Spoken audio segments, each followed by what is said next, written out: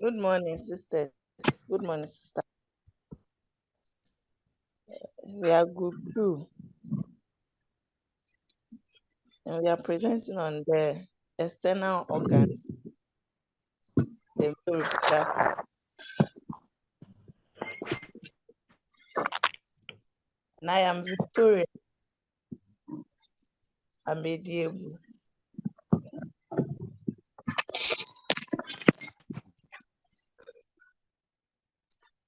Please, when you are done, don't forget to let me have the list of the group members and their index numbers. It's very, very important.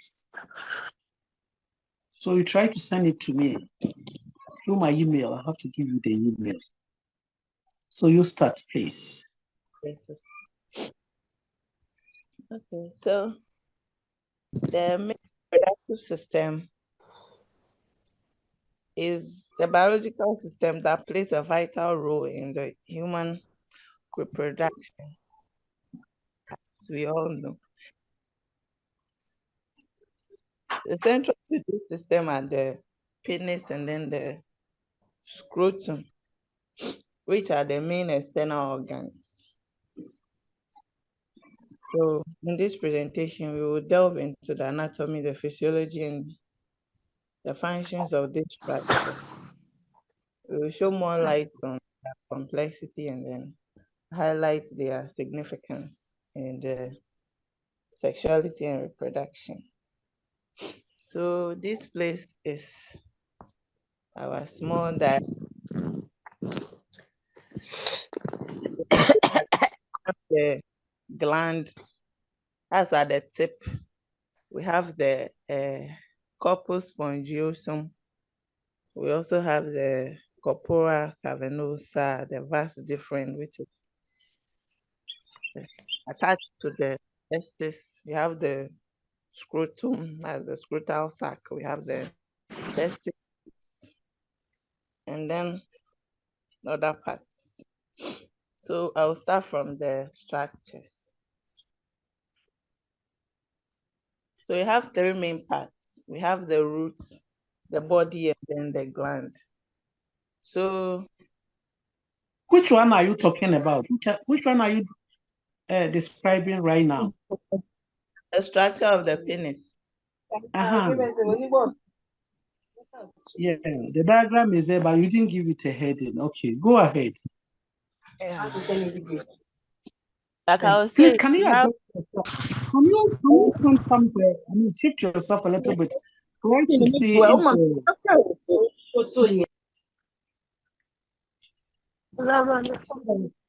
Okay. Go ahead. Go ahead. The line was breaking, yeah, but it's now okay. Go ahead. Okay. So I was saying the penis have 3 structures. That is, we have the root, the body, and then the glands. The root is the most proximal fixed part of the penis, which is located in the pelvic floor.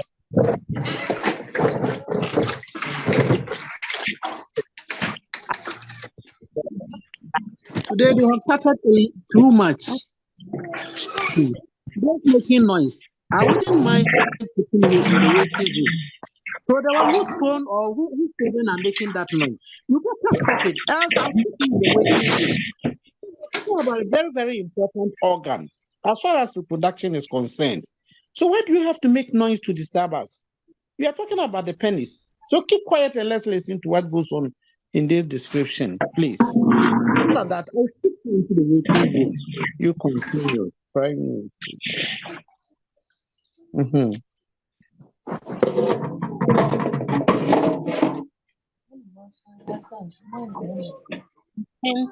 Matilda Nefi, are you the one presenting? Matilda Nefi, So, who's presenting? Your name so that I don't put you off. Who is presenting? Victoria Amediebu. Good. Very good. So that if any noise comes from anybody, then I'll just send the person straight away to the waiting room. And then those of us who are interested in listening to the penis, even though we know the penis, but we want to know the anatomy of the penis and how it operates. So if you're not interested, sit back. Don't make noise to disturb others. Okay, go ahead. So I said it contains 3 erectile tissues. That is 2 crural and then the bulb of the penis. And then it also have 2 muscles, which is the ischio cavernosus and then the bulbo spongiosus. So In that's fact, about the let me come in here. There are 3 columns of muscles. There are 3 columns of muscles. It's not 2. The corpus spongiosum is the middle one. The cavernosus are 2 at both sides. And it is enclosed in a shield of fibrous tissue. Please let us know that. Go ahead.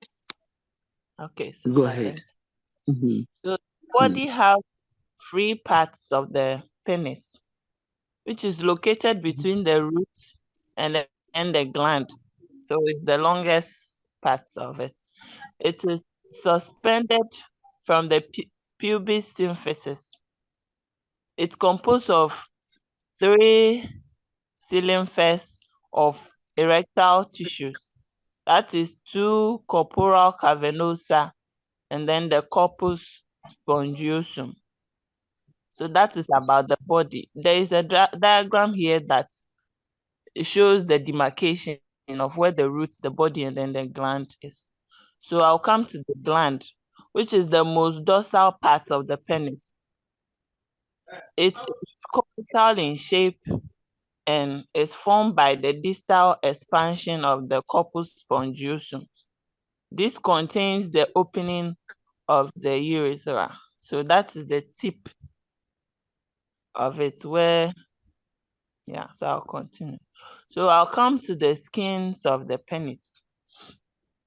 So we have the penile skin, which is the very mobile as its datus facial backing is very loosely attached to the back Please take fascia. that statement again. Take it again because So there was some breaks somewhere. Mm-hmm. I'm talking about the penile skin. yes, it's very mobile as its datus facial backing is very loosely attached to back fascia. Okay. So uncircumcised men, that's the prepuce or the foreskin. That is the penile as it folds over the glands and attaches below the corona.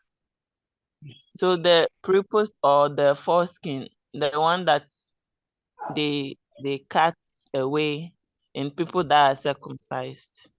That's the one. So the prepuce is connected to the surface of the glands by the frenulum. Before we have the gland penis skin, which is immobile as it is attached to the tunical albuginea below it. So the potential space between the gland and then the prepuce is termed as the preputal sac. So we are moving on to the fascia over the penis. The pronunciation is pipuscia. Pipuscia, okay. Yeah, pipuscia sac. Thank you. Please, I hope people are following it. It's very interesting. You know, we have been seeing the penis, we've been handling it, we have been receiving it. But if you don't know the anatomy of it, as a midwife, you know, sometimes they send you to the general ward, especially now that you are becoming a graduate. I mean, very soon you will graduate as a graduate midwife or a degree midwife. Much is expected of you. So you need to be knowledgeable in something that is closer to you. You need to know what goes into what makes up the anatomy or the anatomical structure of the penis. If you're a male midwife, you need to know. A female midwife, you need to know. It's very key. So that if there's something that you don't understand at this point, please draw attention, we clarify it, and we move on.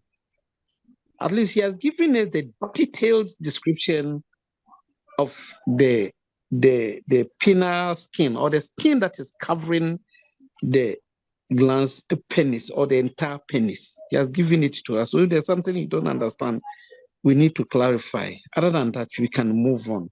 But our the most important aspect that we need to know is that in the course of the foreskin that she's talking about, when you are in the ward, sometimes somebody comes in, you are supposed to pass catheter. If you don't know the anatomy, you find it very difficult to pass catheter on an uncircumcised penis, because you need to retract this double fold of skin, that is the foreskin. You need to retract it back in order to get the glans penis and to locate the urethra. And one thing as nurses and midwives that we have to know and be cautious of is that because of the folding on itself by the penile skin, because of the foreskin, the way it is folded backwards on itself, a lot of microorganisms, debris harbor there. That place is, when you retract it, you see what I'm talking about. Very, very dirty, very dirty. Because microorganisms can harbor there.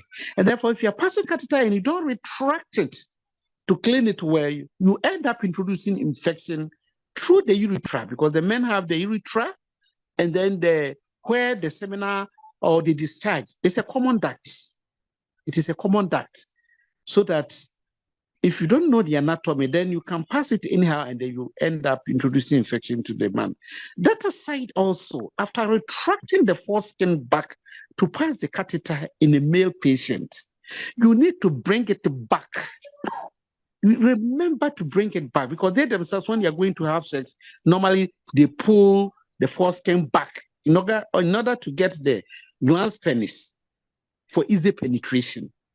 And so it is, if you, the nurse, also retracts it to pass the catheter, after catheterization, try to bring it back to its original place. Other than that, you cause a condition we call phimosis.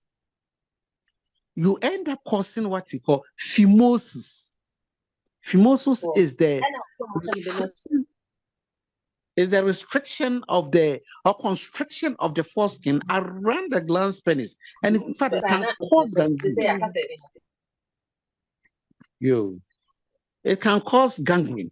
It can cause the penis to become gangrenous. That can even lead to amputation. Or if emergency circumcision is not done.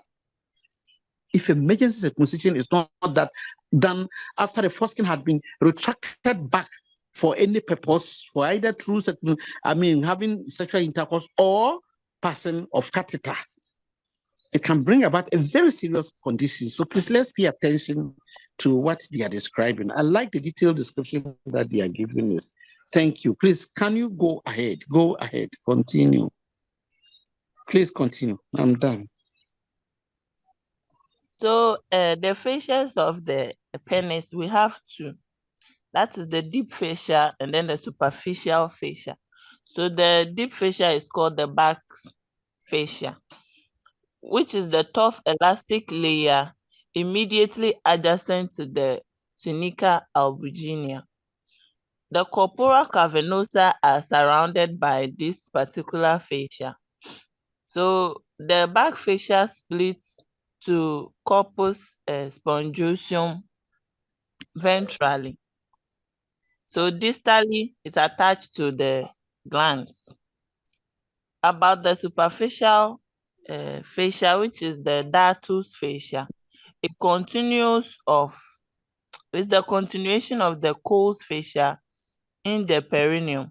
It extends from the base to the prepuce. It only attached to the skin and then the deeper back fascia. It also contains superficial arteries and veins and nerves which supplies it. So we will move to the erectile tissues. The erectile tissues. Please, when you are done, you ask for their concerns. Sometimes somebody may have a question for clarity, then you address it. So Don't just read it. Explain to them. You read and you explain. We are not newscasters. They read things and they don't explain anything. So please, you pause for questions. If somebody has a question, then you address it for the person. I think somebody's hand is up. Equal. Yes, let's hear Yes, you. sister. Mm-hmm. Sister, please, Hajia, please, with the kind example, tonica, the tonica albuginia. He said it is the one that is keeping the glans penis stem immobile, and it is attached. I want to know where it's located, the tonica albuginia, because that is what they are using to describe the fascias. Where is the tonica albuginia located? Please go ahead and answer Hajia. her.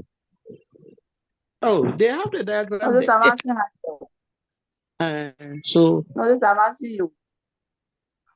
you're asking me. Did you say you're asking Yes, me? sister.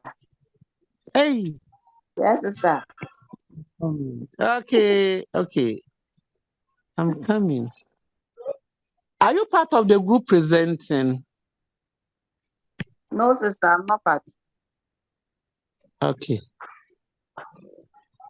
So your question again. I wasn't paying attention because I was doing something. Yes. Now your I was question again. asking that. Tunica Virginia has done what?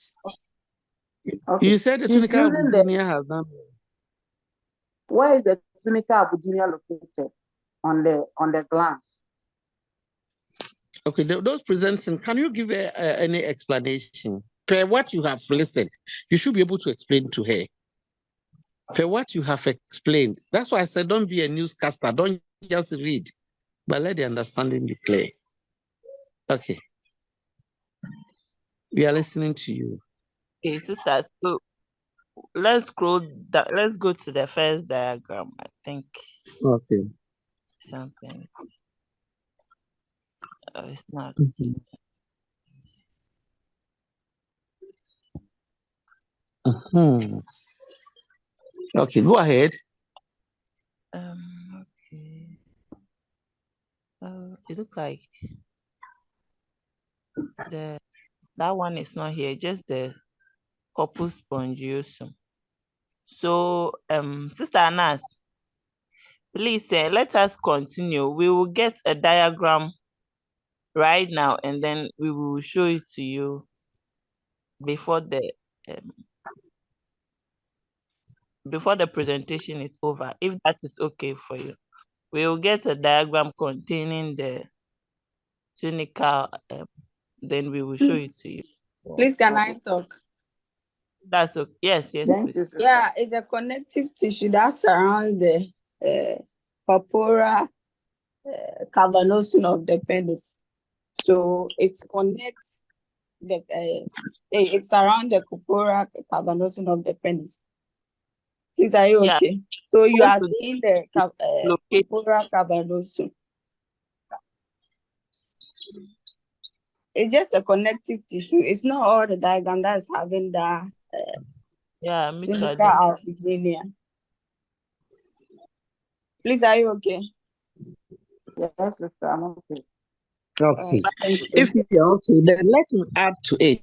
We are talking about a sheet of muscle tissue, a fiber, muscle fiber, that embraces, that surrounds the entire 3 columns of muscles. You know, they have indicated, the diagram is even clear. It has indicated corpus corpus cavernosa tissue. You know, we have corpus cavernosa tissue also in the clitoris. And so in the male, there are 2 columns of sheath there. And then the corpus spongiosum is surrounding, and the way it is surrounding the urethra. So like these 2 columns are there. And then the spongiosum is in the middle. But that thing is covered by the tunica albuginia. Like we see tunica albuginia covering the ovaries. So it is in the penis. The tunica albuginia is a form of connective tissue. In fact, it is fibrous in quotes. It's fibrous in nature. And surrounds it. It's like it holds it to be firm. Make it firm as far as these 3 columns of muscles are concerned. Please, do you understand? So that it is not loose. It maintains its firmness. That is all that they are trying to say. Okay. Ekwao, are you okay? Yes, sister. Thank you so much. Okay. Okay. So please, let's continue. It's plenty. So let's speed up a little bit. Go on to the erectile tissues. Madam Vic. Okay. We are So waiting for you. the corpus spongiosum, which is the one that contains the urethra. Hmm. It extends from the bulb to the gland. The sinusoids are larger. The tunica is thinner. It lacks outer layers and intracorporeal structs. So the bulb is fixed to the perineal membrane, covered by the bulb spongiosum, narrowed to form the corpus spongiosum. So the male urethra runs through it to prevent occlusion during erection and fills to reduce pressure. So this is it. And then we also have the corpora cavernosa. Oh, Madam Vic, Sister. you see, when you read, I hope you have gone through this topic. It's very interesting. When you read, just give a little bit of elaboration so that people can understand. If it is left with the reading alone, like you can leave the slides on and people will read it, that ends it. So don't just read. When you read, just give some small explanation. So that the presentation can fetch you marks, please.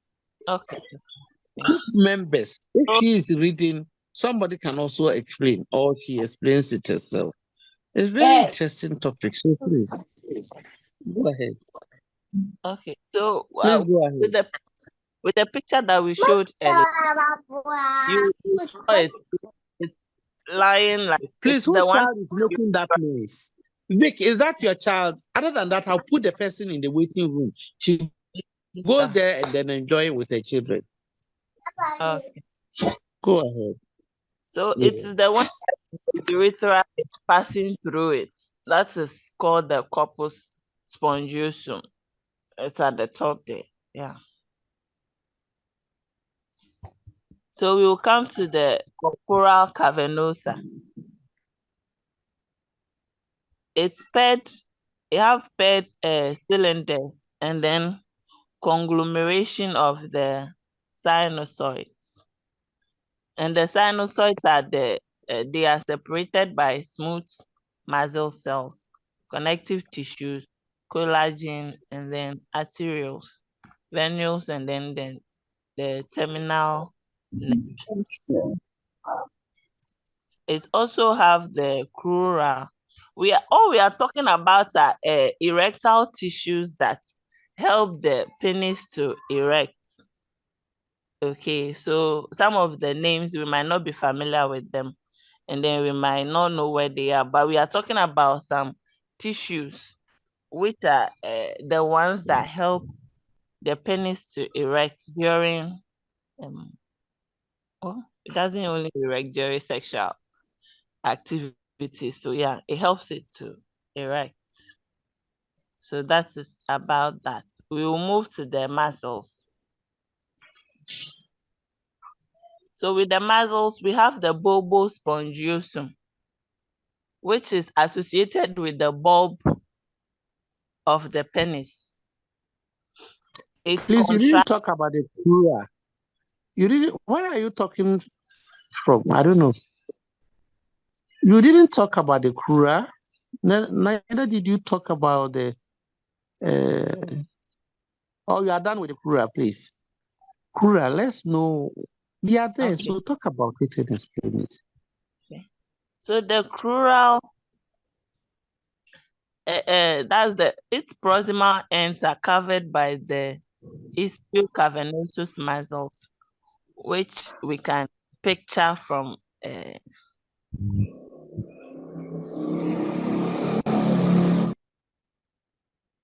Yeah, so it originates at the undersurface of the puboischial rami as two separate structures, but emerges under the pubic arc.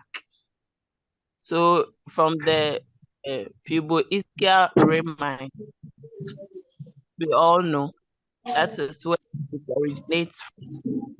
And it emerges under the pubic arc. That's distal to the symphysis pubis. And then it remains attached up to the gland. So we should try to that from the puboischial, and then it has like two separate structures, but it merges under, like it meets under the pubic arc, and then it will be attached up to the gland. That's the tip.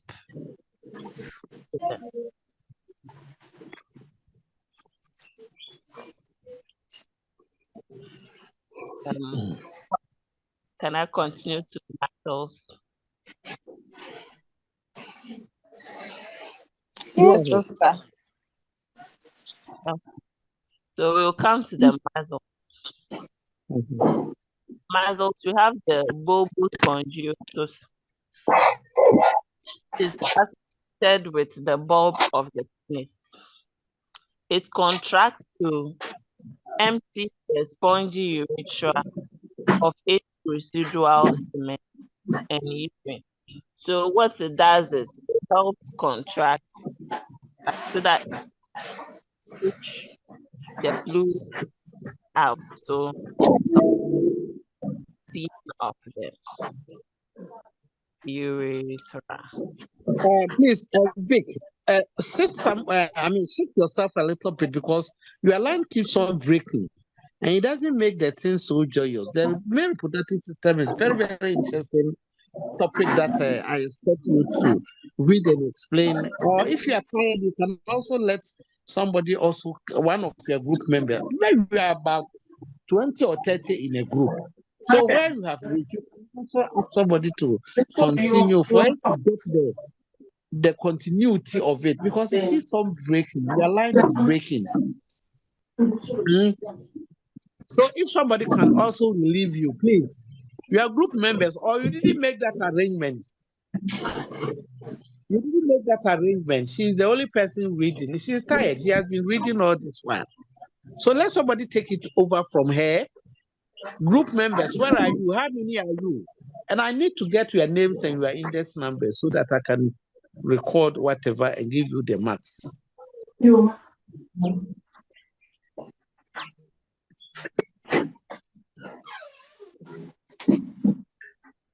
So continue. I'm continuing. Okay, Annie child.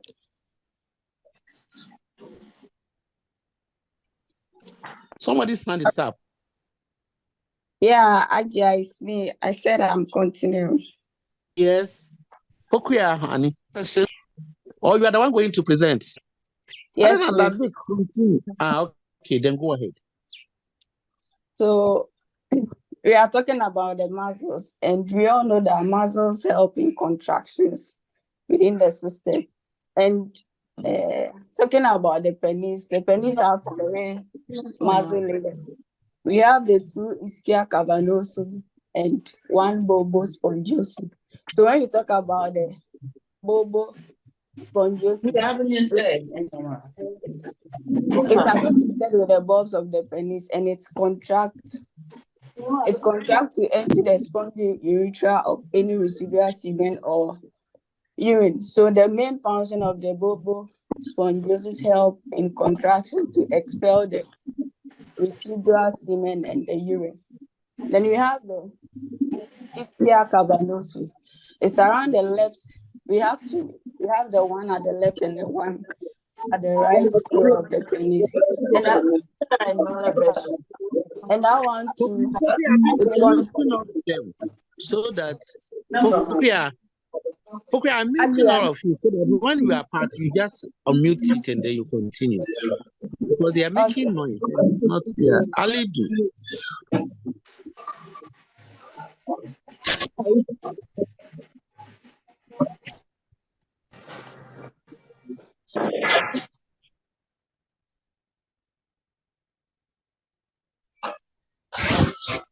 Okay, the ischias cavernosum. The function of the ischia cavernosum helps to contract, to force blood from the cavernosal space in the crura into the corpora cavernosum. That helps. Please go ahead. Pokuya. Pokuya. Yeah, sorry. I didn't know that I was muted. I was talking Go about ahead. the ligament. So we know that the ligament Are you help. done with the muscles? Are you done with the Yes, muscles? yes, please. Oh, really? Okay. The muscles, we have 3 maxillary layers. We have the 2 ischia cavernosum located at the left and right of the penis and the bulbospongiosum. And I talk about that. I hear that part. She's done with. Okay, go ahead. Okay. The bulbospongiosum contract to empty the spongy urethra of any residual semen and urine. So basically, the bulbospongiosum help to contract to expel residual semen and urine.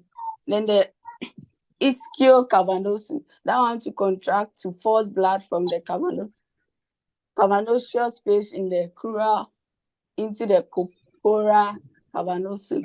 And the corpora cavernosum help to maintain erection. Please take note of that. It is the corporal cavernosus that help to maintain erection. Please, all these things that we are, let me add just a little bit. All these things that we are discussing, it gives you a prior information about the fact that when a man erects and there's no way that he can discharge, the erection are in 2 folds. We have the sexual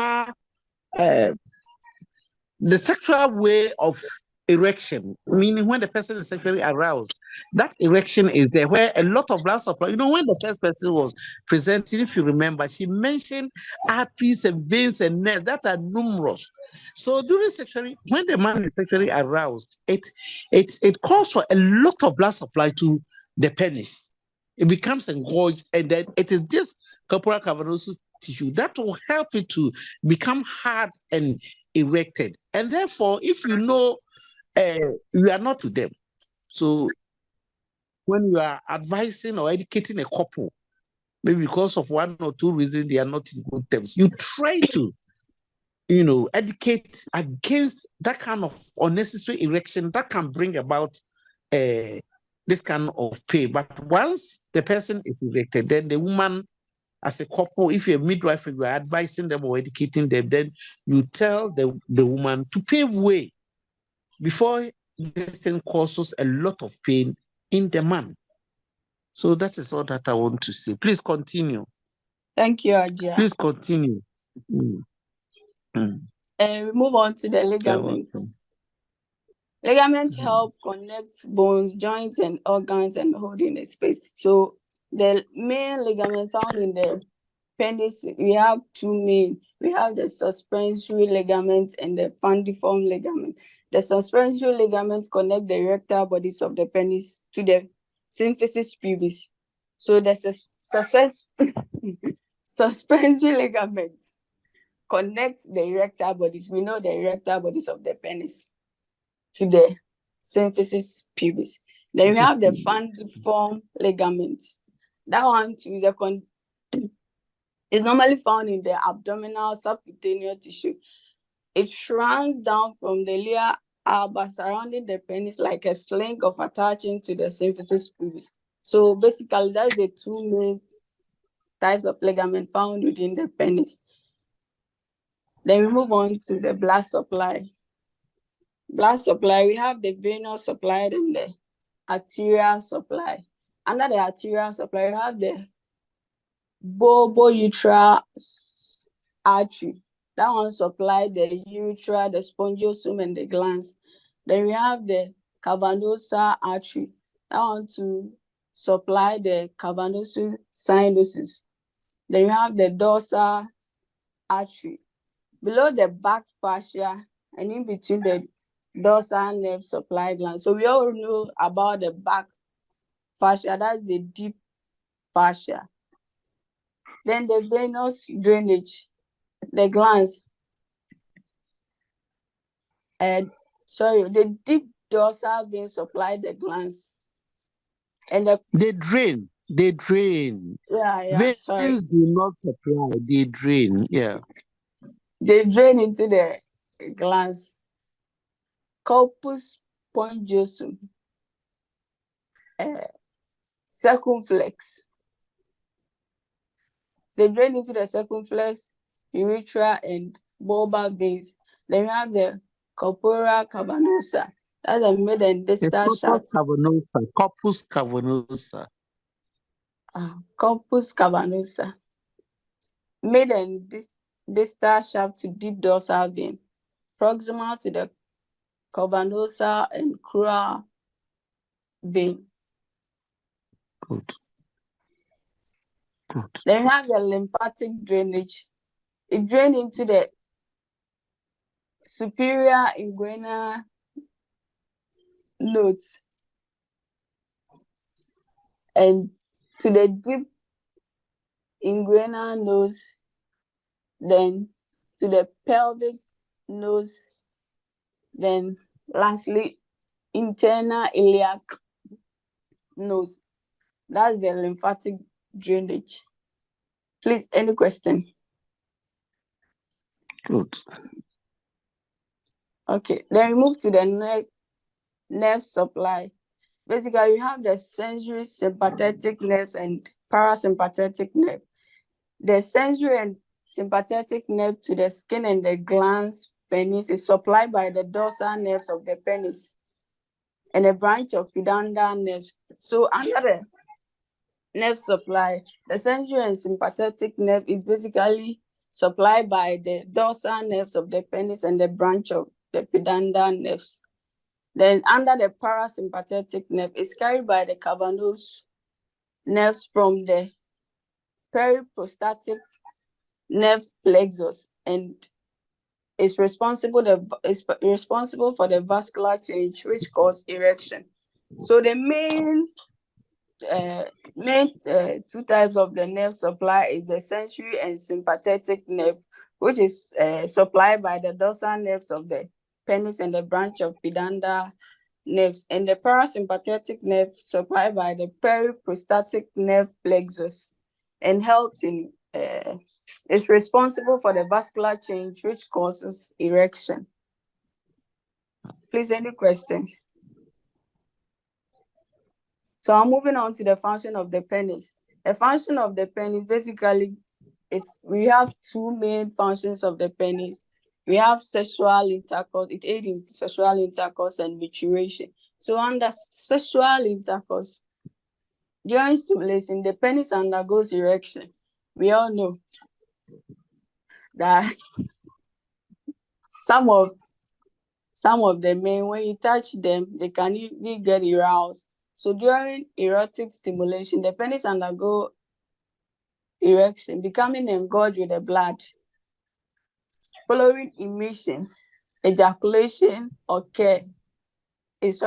Following emission, ejaculation can occur whereby semen move out of the urethra through the external urethral orifice. And finally, the penis undergo remission, returning to the flaccid state.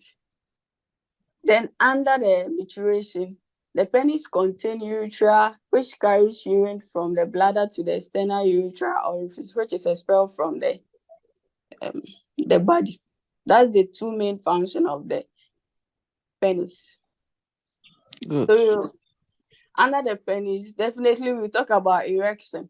When you say erection, what does it mean by erection? It's the hardening of the penis that occurs when sponge-like tissue inside the penis filled with blood. Then we have three main types of erection. We have the reflexogenic erection, the psychogenic erection, and nocturnal erection. Sorry. So under the reflexogenic erection happens when something touches your genital and triggers arousal. So we the ladies who have been touching the guys, please, we should put stop to that. Is that you can touch someone, all of a sudden, then the person will arouse. This probably the type you think of most often like erection during masturbation or sexual foreplay. Then we move on to the psychogenic erection. It helps when you think of sexual memories or fantasy. So the psychogenic, we know psychos deal with the brain. So when you are there now, you are thinking of something that is too sexual and too like, please you understand. Yes, This they type, do. They do yeah, understand, Papa. this Yes, type I They of do. understand, erection, pa. We this type understand. of erection happen without any physical touch. You don't want to touch you, but you just remember what happens the other time now. Then you be start, you know that thing. Then we have the nocturnal erection. It happens when you are asleep. It normally happens when the guys are deeply asleep. That's the three main types of um, erection. Correction. That's good. So we'll move on to the testes. But we have the phases of erection. So it's be like an reading assignment. We have the flaccid phase. That's the first phase. Then you have the latent or the filling phase. Then you have the tumescent phase. Then you have the full erection phase. We have the rigid erection phase. And lastly, we have the tumescent phase. So that's basically the phases of erection. So it will be like a reading assignment for all of us. Thank you. Please, any question? Oh, yeah, there's a question with the faces. At least enlighten us more on it. On the phases of erection, Yes, sister. please, it's a reading assignment to all of us.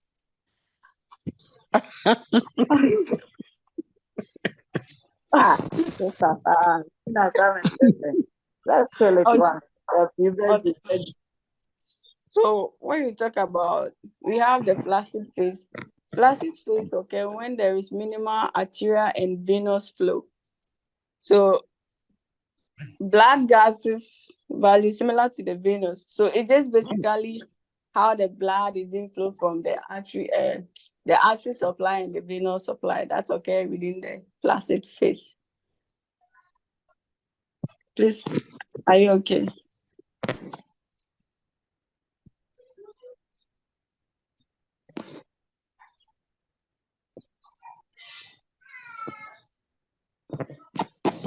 We have the latent phase too. The latent phase is okay when there is an increased flow in the pudendal arteries during systolic and diastolic phase. So this one, it's okay when it reached that phase. There is a decreased pressure in the pudendal artery. Then we move on to the transmittent phase. That one, so there is a rising intracavernosal pressure until full erection is achieved.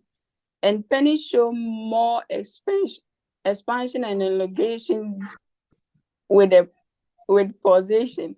So during this phase, there is a rising of the intracavernosus pressure until it becomes fully erected or fully erection achieved. And the penis shows more expansion and elongated. That's the transmittent phase. Then you have full erection phase, or the full erection phase. That one, intracavernosus pressure rises 80 to 90% of the systolic pressure. So you can attest to that. Attest to what, mommy?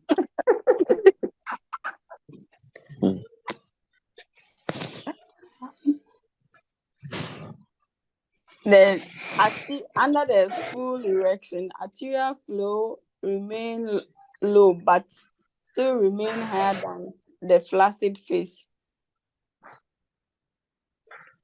Then the rigid phase, we have the ischiocavernosus contraction causes rise in pressure wall above the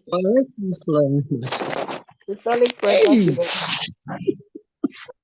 to the rigid erection. And at the rigid phase, as the duration is short, so no ischemia or tissue damage. So when it's fully rigid now, there will be no ischemia or tissue damage because that period doesn't last long. Then the last phase is the detumescent phase. After erection or cessation of erotic stimuli, sympathetic tone discharge resumes. So results the tonic contraction of the smooth muscle, which cause reduction in arterial flow and emptying of the blood from the sinusoids. Then penis return to its flaccid length and give. So this one is the last phase. After the erection occur, the sympathetic tonic tissue discharges resume and the penis return to its flaccid length and give. Please, are we okay? Yes, we are okay, but I have a question, please. Okay. So meaning that when the cavernosus of the A is not functioning, the male organ will not get erected. So men that do not have their penis erected, it is as a result of the cavernosus not functioning well. Is that it? No, basically that you might have a erection, but it's the help of the cavernosa that will maintain the erection for that period. So if they don't have cavernosa, they might erect, but nothing will maintain it. So, but is it possible that somebody will not have the cavernosa tissue? Not really. Maybe in abnormal situations, it will be there. The cavernosa tissue will be there. It will be there. But unless maybe there's a psychological problem, maybe the part of the pituitary gland responsible for helping the cavernosa tissue to maintain erection, there's some defect or congenitally there's some malformation. That is why the individual may not be able to erect. Other than that, it is normal for them to erect. Even when they are not sexually aroused, they will still get that kind of erection, especially when they are deeply asleep. It can happen spontaneously. Mm-hmm. Please, are you okay? Yes. So we move on to testes. Testes are the reproductive gland of the male. Each testis is an oval shape. The left testis is slightly lower than the right testis. And the size of the testis, we have 5 centimeters long, 2.5 centimeters wide, and 3 centimeters thick. And it normally weighs from 10 to 15 grams each. and we know the location of the testes being the scrotum. Then we have the three main layers of the testes. We have the tunica vaginalis, the tunica albuginea, and the tunica vascularis. Under the tunica vaginalis consists of two layers, the parietal and the visceral layer. Please, just take your time. Somebody is asking a question, but it's like the question is not being maintained. It comes as a flash and then it goes off. Somebody, I wanted to read the question, but in no time it goes off. So take your time. The person can pose the question again, please. So we are talking about the layers of the testes. That is the skin that covers the testes. He has mentioned the tunica vaginalis, tunica albuginea, and then the tunica vascularis. So let's continue. If you have any question, you can bring it up, or you can even, say it so that we all hear. Okay, please go ahead, madam. Thank you, sister. Under the tunica vaginalis, basically we have two layers. We have the parietal layer and the visceral layer. The parietal layer is reflected into the scrotum covering its inner surface, while the visceral layer covers the tunica albuginea. So the parietal layer covers the inner surface of the scrotum. Yes. And the visceral layer covers the tunica albuginea. So we move on to the tunica albuginea. Basically, the tunica albuginea is the dense white fibrous membrane covering. Please let me explain something small here with respect to the tunica vaginalis. We are talking about it having two layers. That's the parietal and the visceral layer, meaning they are two. So in between the parietal and the visceral, sometimes when there's infection, or sometimes some malformation, that will bring about accumulation of the fluid. Accumulation of fluid between this parietal and the visceral layers, giving rise to the hydrocele. Please, I think we all know what hydrocele and probably how it comes about is what you may not know, but that is what I've explained to you.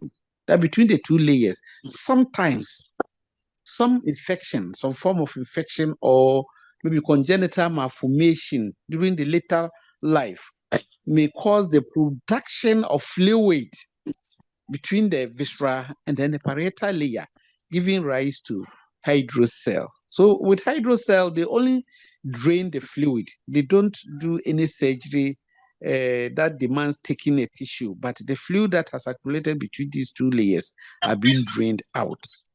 And so the hydrocele, the size will just reduce. Sometimes they drain and depends on what is causing the infection. Sometimes it is TB of the peritoneum.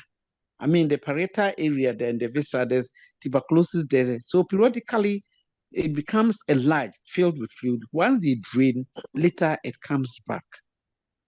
But the initial stage, when it is detected, they take the sample of the fluid for analysis, and they will know the type of organism causing it, and they treat it for the individual.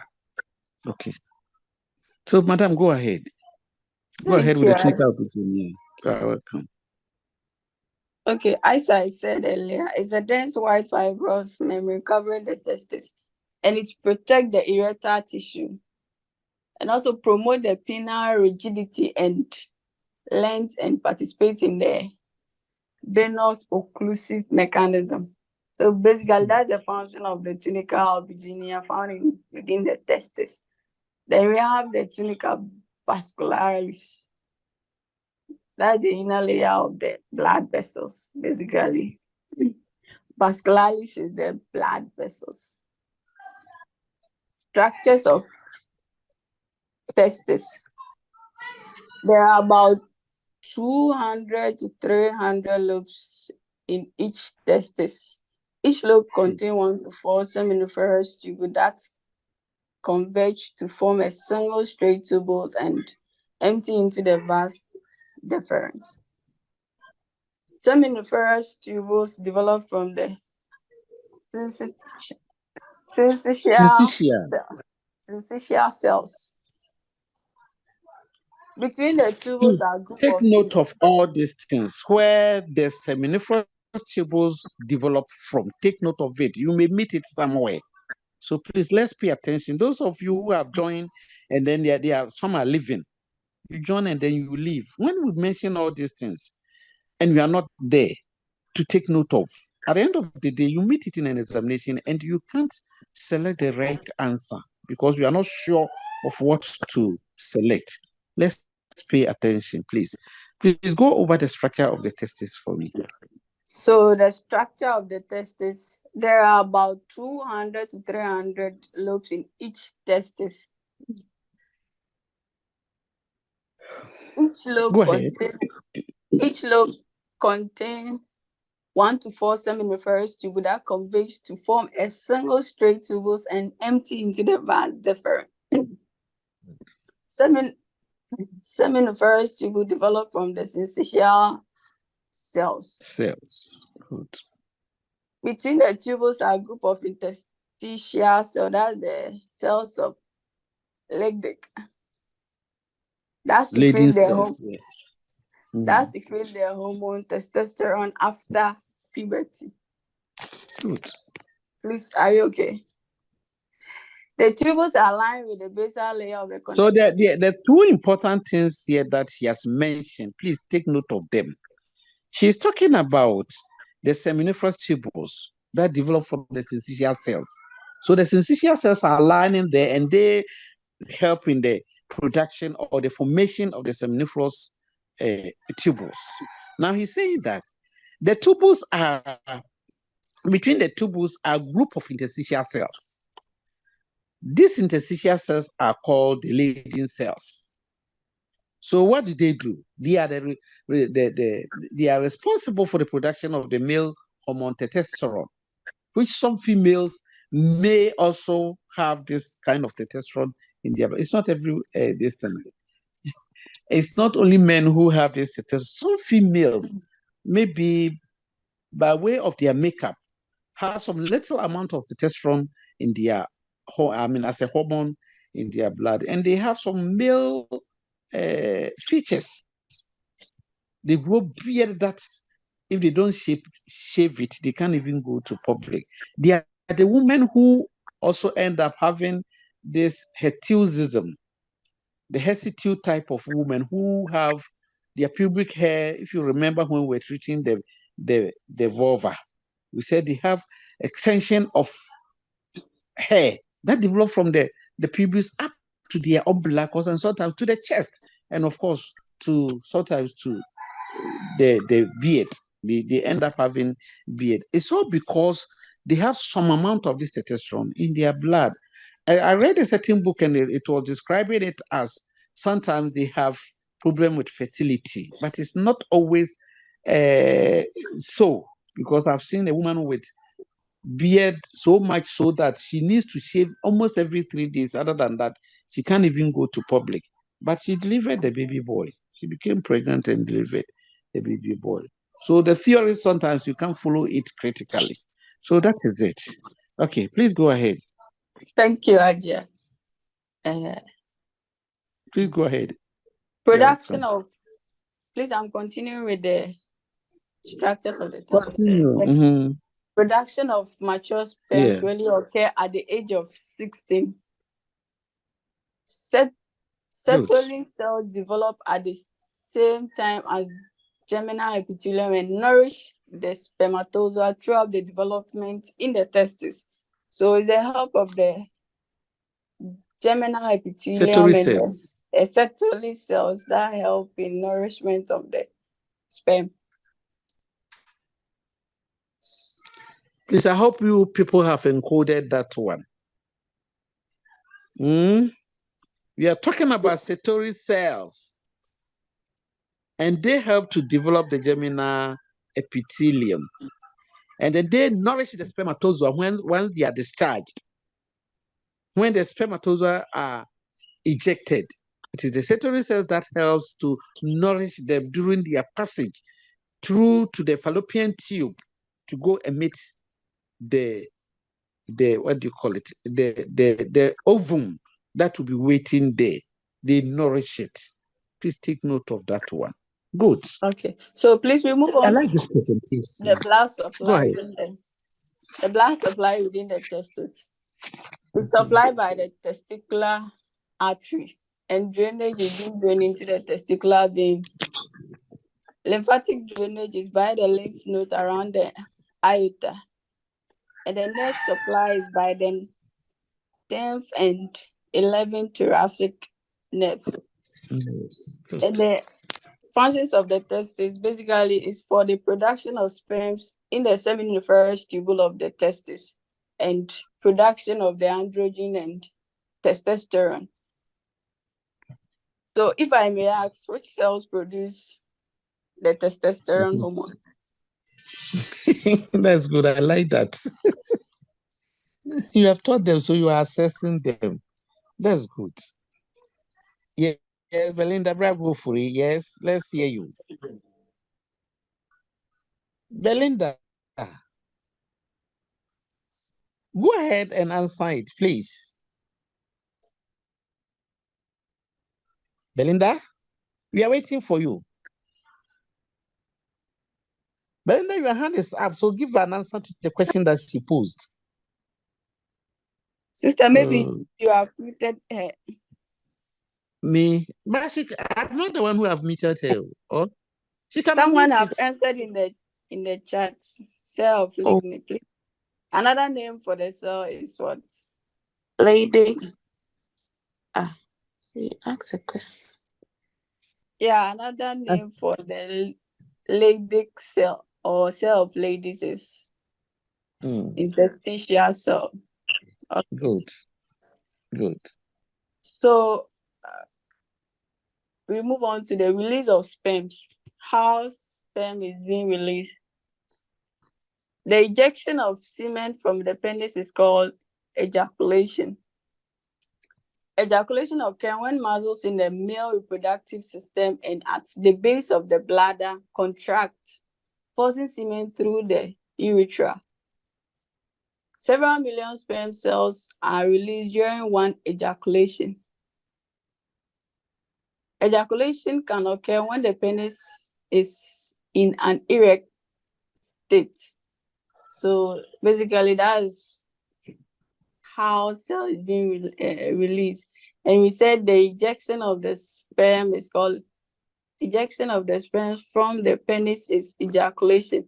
Then ejaculation occurs when the muscle in the male reproductive system and the base of the bladder contracts, forcing the semen through the urethra. Then this is the structure of the cells, the sperm, sorry. Yeah. We have the acrosome. We have the acrosome, the plasma membrane, the mitochondrial, and the end piece. That's the First, talk about the fact that it is divided into three portions: the head, the midpiece, and then the tail. So that the acrosome that you are talking about are located in the head. Please take your time and explain this thing to them. Okay. Especially for the sake of those who will be going to the classroom and other things. So as that said, structure of the sperm is basically divided into three. You have the head, the mid piece, and the end piece. And the head, the head contains the acrosome. An acrosome contains an enzyme called the hyaluronidase. Yeah. Hyaluronidase. Yeah. Yes, please. And the function of this enzyme facilitates the fertilization of the ovum. It's helping dissolving. Yes, please. It helps in dissolving the outer coat of the ovum so that it will be able to penetrate. That's the function of that enzyme, the hyaluronidase. That is what it does. Okay. That's why the first sperm, they are coming in millions, but the first sperm that gets closer to the ovum will quickly release this hyaluronidase enzyme to dissolve the outer covering of the ovum. Then it enters. Then others also will just go back. They will all go back. So that if you're a midwife and then you are helping with, maybe you are counseling, let's relate it to midwifery. You are counseling a couple with infertility, and then sometimes the woman will complain to you, Madam, are they back when he said one reason is that as soon as I have sex with my husband and I get up, you see that the fluid will all come out. Maybe that is why I'm not able to achieve pregnancy. So if you're a midwife and the client is telling you this, you have to let her know that these millions of sperm that has been ejaculated at the fundus of the vagina, all of them will not get through the fallopian tube. They will pass through there, right? But only one will fertilize. So the rest will have to come down. And so if fertilization does not take place, the rest will come out. Other than that, if it doesn't come out and these fluids should remain in your body, can you imagine what will happen? You even end up having toxicity of sperm there. It's not good. So tell her that it is not the sperm that is coming out causing the infertility, but whatever it is, even if pregnancy takes place, the rest will definitely come out when you get up. Then she will say, you see. So you have to educate them. It's important you don't skip a point. The one explaining it, go ahead and then explain it to us. I like this portion. Good. Thank Go you. ahead, madam. Please, You're and welcome. the mid-piece. The mid-piece comprises of the neck and the body. The body helps in production of energy that require for motility. Then we have the tail, that's the end piece. That helps in the movement of the cells. Please, are we okay? Movement of the cells into the vas deferens and the ejaculatory duct. Then we move on to the characteristics of the sperm. It is 0.06 millimeters long. A healthy sperm is usually a white color. So anything from aside white, meaning it's not healthy. But how will you check that? Lifespan of the sperm is 48 to 72 hours. Please, I hope we have taken note of this thing that she has just mentioned, that the lifespan of the sperm is between 48 to 72 hours. After that, it degenerates and is absorbed by lymphatics. Yes. And the function of the sperm is to deliver its set of genes to the egg and stimulate the egg to begin development. That's the main function of the sperm. So we move on to just a summary of the pathway of the sperm. The pathway of the sperm at first is released from the testis. Then it's like how it's being numbered, move from the sperm, then it's passed through the seminiferous tubule, through the epididymis to the vas deferens. Then from the vas deferens, then it moves to the seminal vesicle. Then from the seminal vesicle, you then move to the prostate gland. We have the other people who will talk about the seminal vesicle and the prostate gland. Then from the prostate gland, then it's moved to the bulbouretral gland. And the bulbouretral gland are the lubricative fluid that aids in the passage of the sperm through the urethra. So when it gets to the bulbouretral gland, it will add some fluid that will help in the passage of the sperm through the urethra. Please, that's the basic summary of the pathway of the sperm. Any question? Just to add a little bit to that one. Okay. with respect to the bulbourethral glands producing that slimy secretion, sometimes that secretion also, apart from the fact that it is helping the sperm to pass through the ducts, sometimes it passes through the urethra to come out even before the main ejaculation.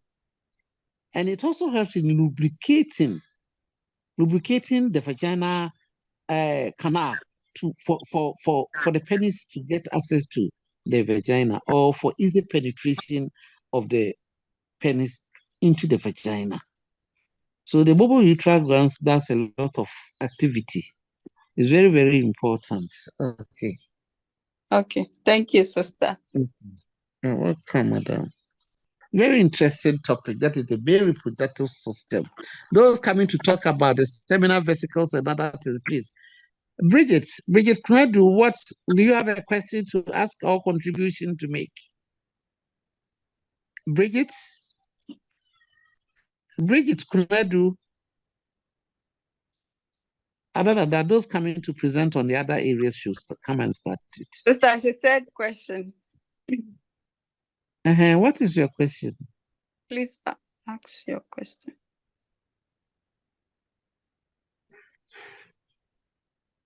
If she has no question to ask, please then call your other counterpart to come and continue so that we'll finish with it, because in no time we are going to start with the labor. Sister, please, she said you are muted. Sister Bridget, you can talk. Bridget, do you have a question? She said you have muted her. Me? Then I'm Good morning. Hello. Yes, sister. Thank you. This is Bridget. Please, my question is with the fluid from the bulbourethral gland. Is it the clear fluid that we also call the precum? Is it the same as the precum? It's the same thing, please. Yes. Okay. Thank you. And this function is what we have mentioned to you. It's because of the slippery nature. It helps the cells to pass through the duct with ease. And so it also facilitates with easy penetration. Okay. Dorcas Kumi, your question? Bring up your question. Dorcas. Thank you, sister. Dorcas, go ahead with your question. Okay. Yes. I think sometimes some people will say that after withdrawal method, they still got pregnant. Please, what would be the cause? Oh, the withdrawal method is not a very safe method. It's not very safe as far as family planning is concerned. The withdrawal method is the least method that one can use. It's not good because you are talking about withdrawing it. But look at all the nerves and the blood vessels that we are talking about. Look at, who is this person? Who tell us this is woman?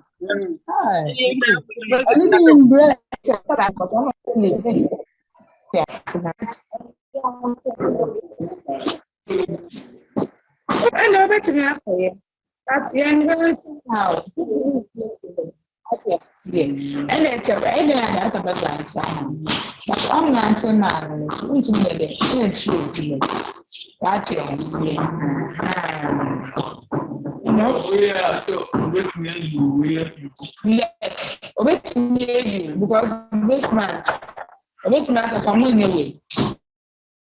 I was trying to explain her question. You know, she asked a question that why is it that people go to or they practice a withdrawal method and so they become pregnant? And I'm telling her that the reason being that before the man can even make an attempt to withdraw the penis, he might have even started ejaculation means. So he might have started ejaculation even before he remembers that I have to take it out. It's not easy because it needs self-commitment. It needs self-discipline before a man will go through this kind of withdrawal method. It's not easy for them. So that is the reason why the woman can easily become pregnant, even though the man might have practiced withdrawal method. It's not safe at all. it's not safe to practice. I hope I've answered your question. The one who asked the question.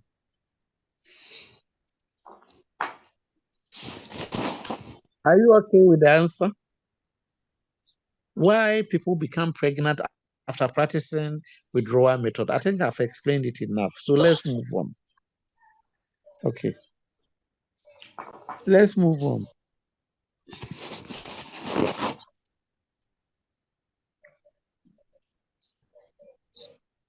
So, Dorcas, continue. Okay,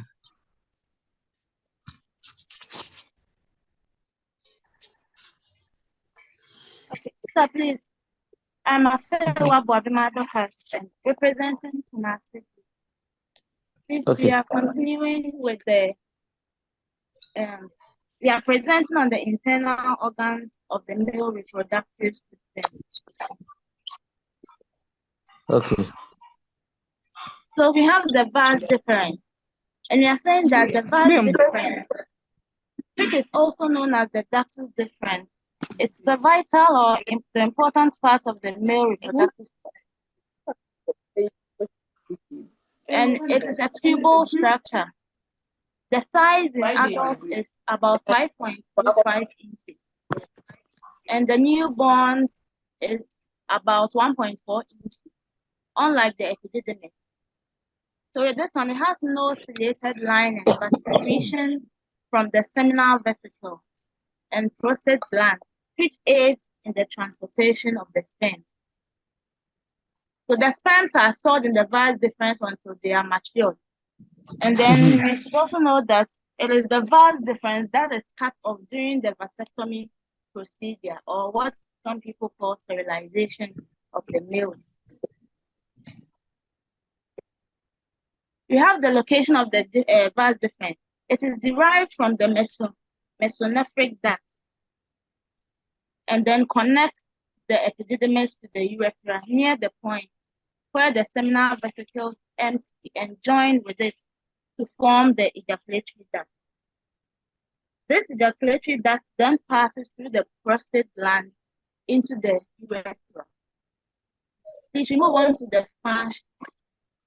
The primary function of the vas deferens is to transport matured sperm to the urethra in preparation for ejaculation. So that is where the sperms are stored until one decides to have sex, and then that ejaculation can occur. And then it also helps in the transportation of sperms from the red testis.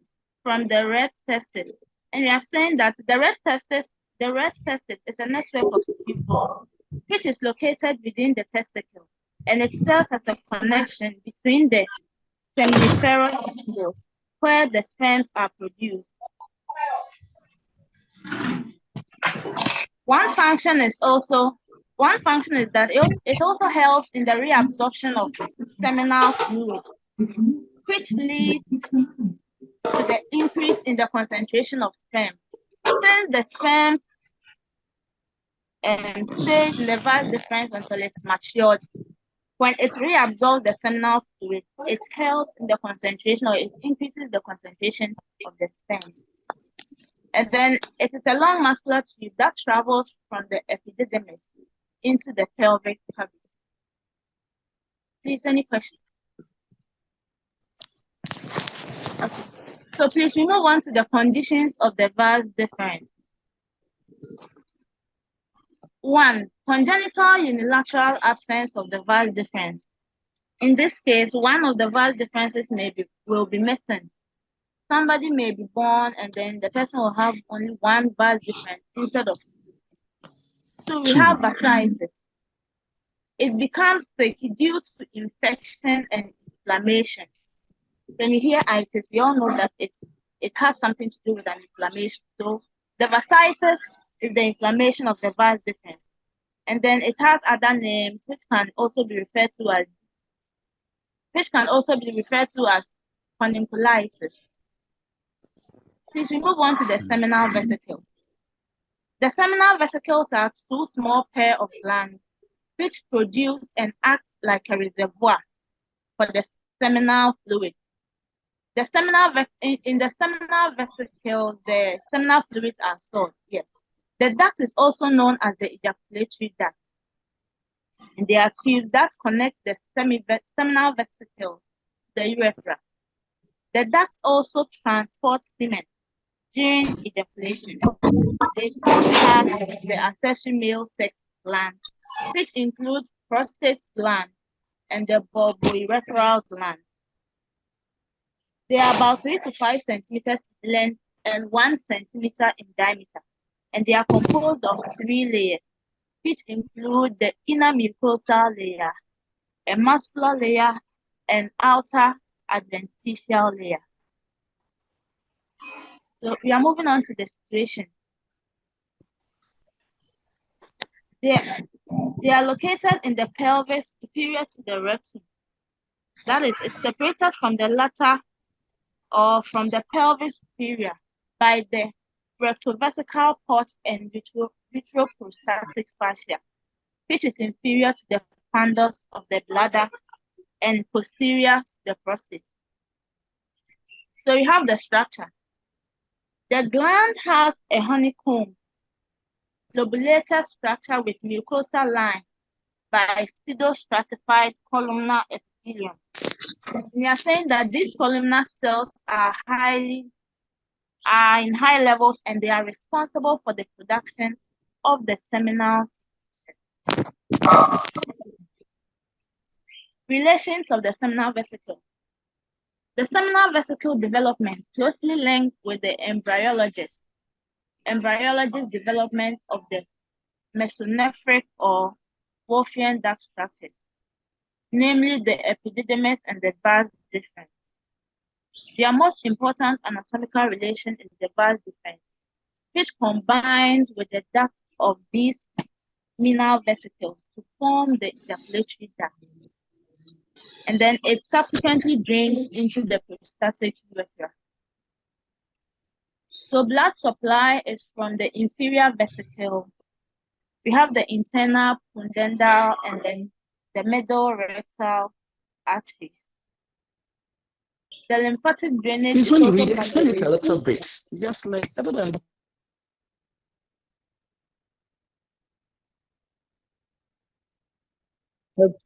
we are not doing it cast. Just give a little. It will happen. Please. Go ahead. You're almost done. Okay. Continue, please. So please, okay, please with the explanation, maybe someone can help me with that. Someone from the that's with the blood supply. Go ahead. You go ahead. So we have the lymphatic drainage. It is from the external and then the internal iliac lymph. Functions of the seminal vesicle. It secretes a thick yellowish colored fluid, which is added to the sperm to form a seminal fluid. And then it also contains fructose sugar that provides nutrients for the sperm, as well as proteins, enzymes, and the mucus. They also consist of the glandular tissues and then the muscular tissue. The muscular tissue contracts to move seminal fluid and the sperms into the urethra and out through the penis. The fluid that develops in seminal vesicles makes up an estimated 50% to 80% of the seminal volume. And the substance in the fluid are designed to help stay alive once they enter the vagina. It also contains clotting factors which keep these minerals in the female reproductive tract. Please continue. In the female reproductive tract post ejaculation. Conditions of the seminal vesicle. One, we have the seminal vesicle stone. And then we are saying that these are small stones, or hard formations that can develop in the gland near the male reproductive system. And then it might cause infertility, discomfort in the male organ, which require medical attention if the symptoms persist or rise. And then we have infection, cyst, and then tumors. And then we have congenital disease. Some congenital diseases can affect the seminal vesicles. We also have problems related to the condition, such as cystic fibrosis, diabetes, autosomal dominant polycystic kidney diseases. Signs and symptoms of conditions related to the seminal vesicle. 1, we have infertility. When you have a problem with the seminal vesicle, it can cause you to be infertile. Then we have hematospermia. That is the presence of blood in the semen. Pain in the area or pain whilst ejaculating. Difficulty in urinating, and then lower semen volume. So if you have a problem with the seminal vesicle, all these can happen. So then this explains that if you midwife, please let's link it to YouTube. Let's link it to YouTube. So that if a couple approaches you for explanation or maybe detailed education with respect to infertility, we should always have at the back of our mind that it is not only a woman who can become infertile. It is not only woman or women who become infertile. Sometimes I also read somewhere that about 85% of this infertility is coming from the man. But hardly will they attribute it to the man. But you, the midwives, now that we have gotten to know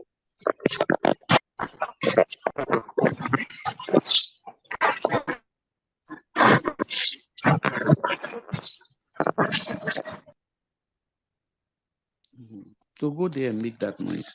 So I'm saying that now that we have gotten to know that most of the infection or the problem might be coming from the man, when you're educating them, you have to throw more light on the fact that if there's any examination to be done or any test to be done, the man should also be part of it. Other than that, the men always escape, by saying that, oh, me, some are weather. And especially when somebody realizes that the couples are not able to achieve pregnancy. You just bring the pregnancy somewhere. It might have happened like that. I'm not saying the women don't have problems. They also have problems with infertility. But most of the time, it is the men who are having that problem. But they always attribute to the woman, and the woman becomes the target for the family, especially the family members of the man. And then when the man brings in, I've been able to impregnate Asemesi, I've been, this woman has become pregnant for me. How sure are you that that pregnancy is yours? You see? So if you're a midwife and such issues comes in, try to find a way of treating the man as well as the woman. If you're counseling them for the woman to get treated, the man should also be treated as well. Because most of the time, the infection is coming from the man. What if he's having this blockage of this seminal duct and seminal vesicles and whatever? So let's be mindful when we are dealing with our clients who approaches us for treatment or the progress of achieving pregnancy. If she's not able to become pregnant, we try to find a way of solving problem for the two of them, not only the woman. Okay, that is it. Please hurry up and end up when we can. So please, Abigail, Fred, do you have a question to ask? Yes, sister. Go ahead. Sister, please, is it this one that causes varicocele in?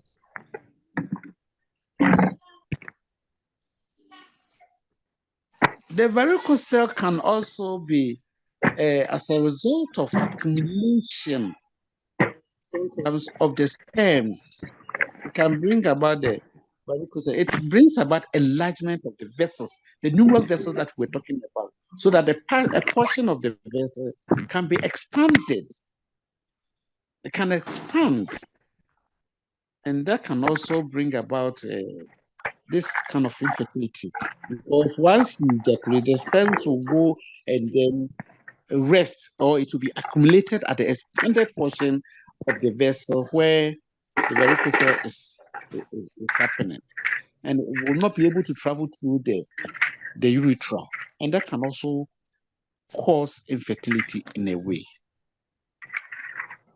So that is it. Oh, thank you, sister. You're welcome. So please move on to the ejaculatory duct. And then the ejaculatory duct plays an important part of the reproductive system of the male. So the ejaculatory ducts are ducts that connect the seminal vesicles to the urethra. We all know that the seminal vesicles produces the seminal fluid. So it connects the seminal vesicles to the urethra, which carries out the semen, which carries the semen out of the body. During ejaculation, seminal fluid from the seminal vesicles and sperms from the testis travels through the ejaculatory duct and mix together in the urethra. And then when the sperms, the combined fluid known as the semen, it is then expelled from the body through the penis. The ejaculatory ducts are located within the prostate gland, which surrounds the urethra, and then they are responsible for transporting the seminal fluid and the sperms to the urethra. And with this, it allows for the release of semen during the sexual activity.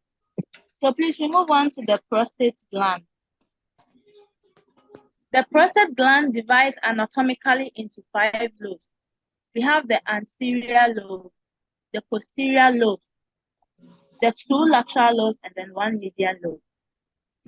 This description is in many anatomical texts clinics, and it is described as having 2 lateral lobes, right and left, and a median lobe.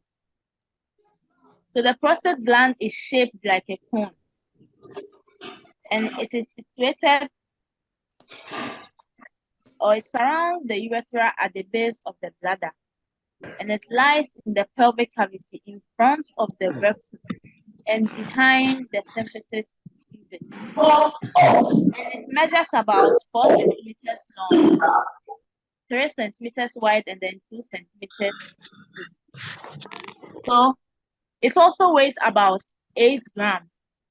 The prostate gland weighs about 8 grams. So let's move on to the microscopic structure. It is composed of the glandular tissue, the columnar epithelium, involuntary muscular layer, and then the outer fibrous coat or capsule. Please let's know the differentiation. Are you please the prostate gland? You are starting from inside outwards. So the inner lining is made up of cells. So then you say it. Next to it is this layer. Next to this is that layer, and then finally it is covered by. Please let's get that picture clear. Okay. Yes. Go ahead. So please, then I'll let Sister Nas help me from here. Thank you. No, I'm saying that you have mentioned them, but you mentioned it in its raw state. And I'm saying that mention them starting from the inner lining is made up of this and this epithelium. Next to it is this layer so that people can follow suit. That's what I'm trying to say. You are doing the right thing, but you mix them up. And so people cannot follow it to get the understanding. That is all that I want you to arrange. Go ahead. Go over the arrangement of the layers forming the prostate gland. Go over it, please. Okay, sister. Oh, please go ahead and finish that and then. Hello? Hello, sister. Hey, go ahead, Sorry. please.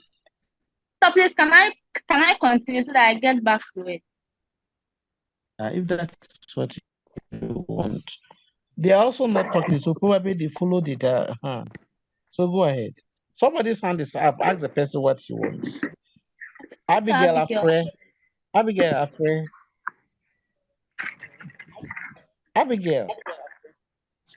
Sister, sorry, it was the previous one. Sorry. No, I Okay. didn't check. Sorry. Okay. So please continue. Okay. Please continue.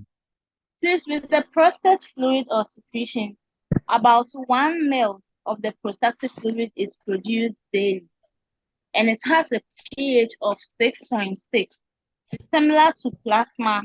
Alkaline medium. Alkaline medium, which contains extra constituents, namely cholesterol, citric acid, enzymes, and hyaluronidase.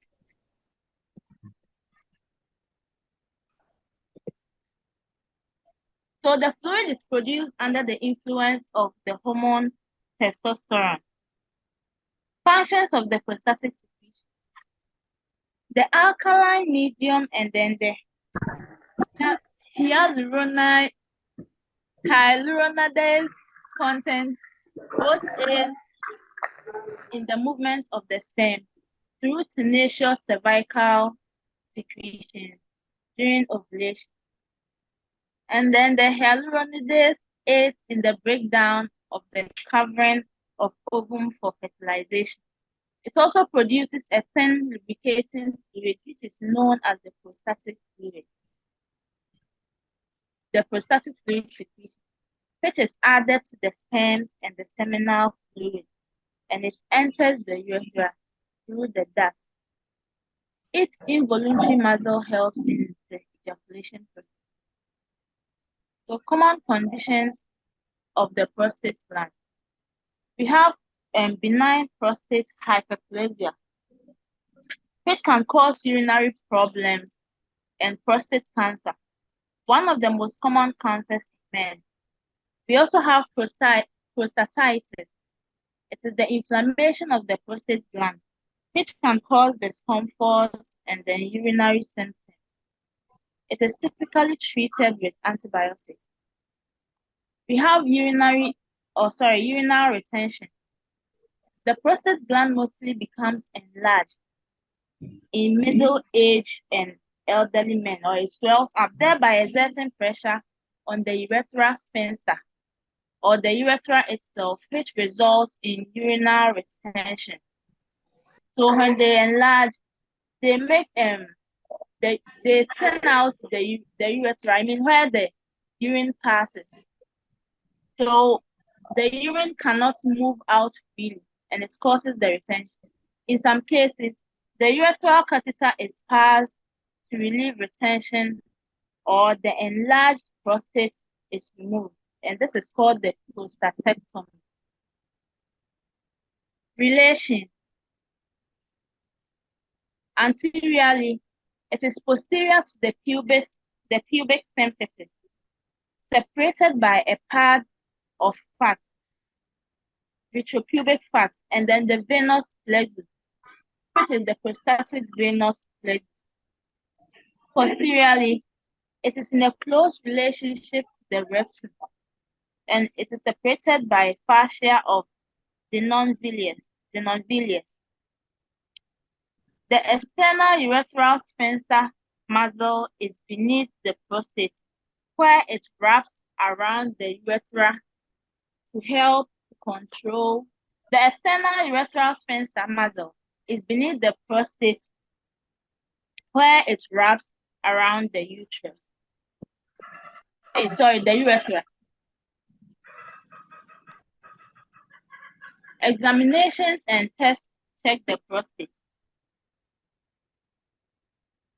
We have the digital rectal exam, (DRE). So with a gloved, lubricated finger, the doctor will feel the prostate from the rectum.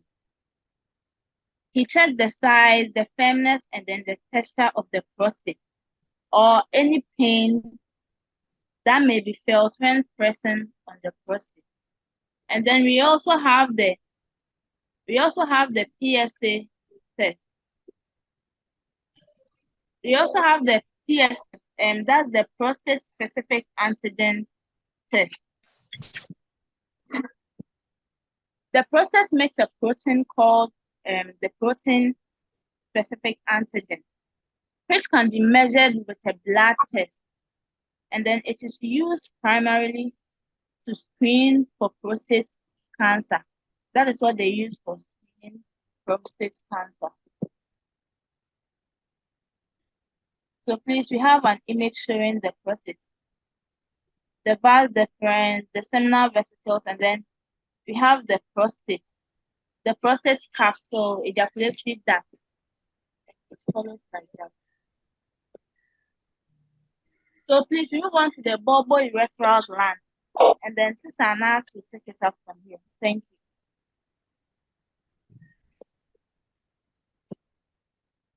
Okay, thank you, Sister. Thank you very much. You've done well. Very, very well. Very good presentation. That's good. Okay, and I'll continue from where so that you summarize and then we'll have some break and then we'll come back to continue the postpartum hemorrhage and other things so that when you miss some in your exams, you'll be able to select the right answers. So please, speed up. We are almost done with the APRS. Okay. So please say up. Don't carry your speech so that I can continue. What did you say? I didn't hear you well. Please, the group members, don't forget to send. Let me give you, as you are waiting for her to share the screen, let me give you my email address so that we can put the distance there. Other than that, you combine it and send it to me. You can take my email address and then. Can I give you the email address? Halima.ahmed. Halima.ahmed. I like it. At gcuc.edu.gh.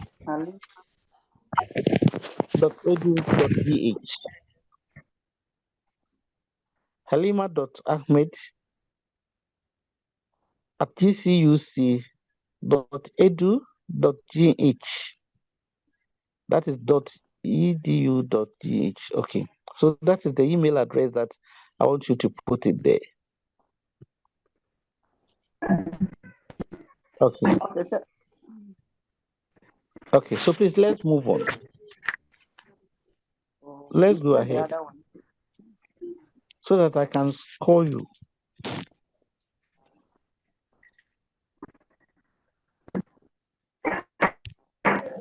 Yes, Halima.ahmed at GCU. Yeah, that is it.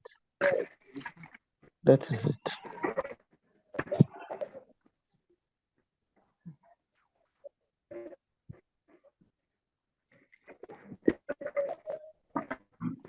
Please go ahead. Yes, Sister. We have one that has pictures and explanation.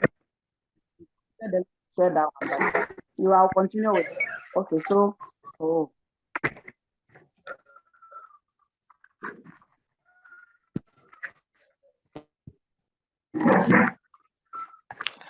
So the people, please bring your screen down for me.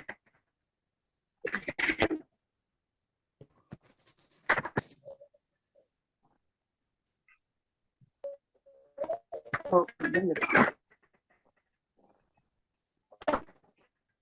All right, it's okay here.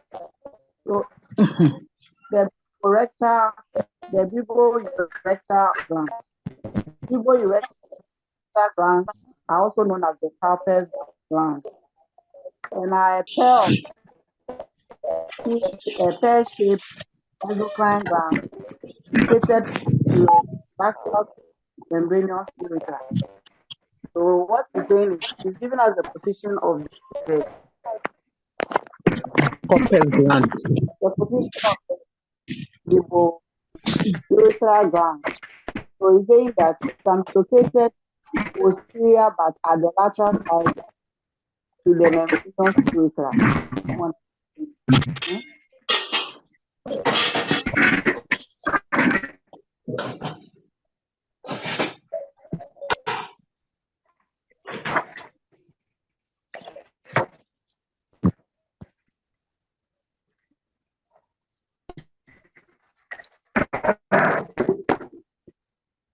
Sister Sandra, please mute yourself, okay? Okay. So please you go ahead and do the presentation. Later they can show that if you have said it well, then you can present it. Other than that, the slide is taking all the time. So please go ahead with the presentation. Go ahead, please. All right. So we are saying that the bulbourethral glands, they are located at the posterior but lateral to the urethral membranes. And we are saying that they are pear-shaped exocrines. When you talk of exocrines, we are talking about the glands that secrete, that produce secretions. So like the sweat glands, and then this one too is a gland that also secretes a mucus or produce a secretion. So the bulbourethral glands produce a clear alkaline fluid that is secreted into the urethra during sexual arousal. So when the man is ready to have an intercourse with the woman, this gland will also produce, how do you call it, a fluid. They will also produce a fluid during the sexual intercourse. Then they contribute to the final volume of semen by producing a lubricating mucus secretion. So the semen that we see, they also contribute to the final volume of that semen that is produced. Okay, so anatomical position and structure. On this section, the bulbourethral glands can be found in the deep perineal pouch of the male. So looking at the diagram, you see it there. You see where it is located. The bulbourethral gland is located at the deep perineal pouch of what? The male. It is pouch, it is behind. They are saying it is posterior and it is at the lateral side of the urethra. Then they are situated, as I have said already, posterior, lateral to the membranous urethra, and superior to the bulb of the penis. So if the other diagram I wanted them to show, if they had shown it, like clearly you see that it is found superior. Look at this one. You see, superior, it is, okay. Oh. Don't worry, go ahead. You go ahead and explain it. When they get it, they will show it. You go ahead, please. All right. So superior, it is located at the bulb of the penis, and that is the bulb of the penis. And you see that the bulbourethral gland are found on top of it. So superior means at the top of it. Then the ducts of the gland penetrate the perineal membranes alongside the membranous urethra and open into the proximal portion of the spongy urethra. Okay, so the glands themselves can be described as compound tubuloalveolar glands lined by columnar epithelium. So these are the cells that you can find at the glands. So they are described as compound tubuloalveolar. They are alveolar glands, and they are lined by the columnar epithelium. Okay, so we are moving on to the embryology. The embryologically, the bulbourethral glands are derived from the urogenital sinus. When you talk of urogenital sinuses during embryo development, these embryogenital sinuses are one. Yes, they are one.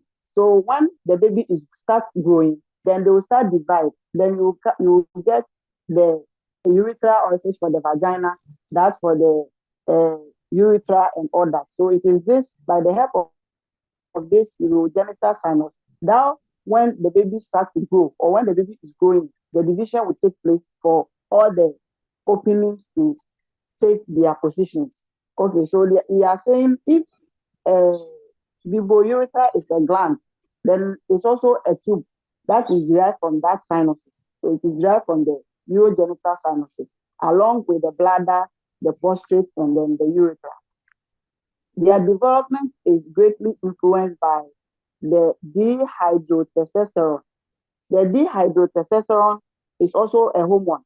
Okay, it is a hormone that influences that helps in the development of this bulbourethra area that you are talking about. So it is by the help of this hormone, and this hormone too, when in puberty or in when we grow, it is this hormone that will help protect the prostate. Okay, it is this hormone that helps protect the development of the prostate when one is growing. So if someone has a Matilda, I'm not. Okay. Okay.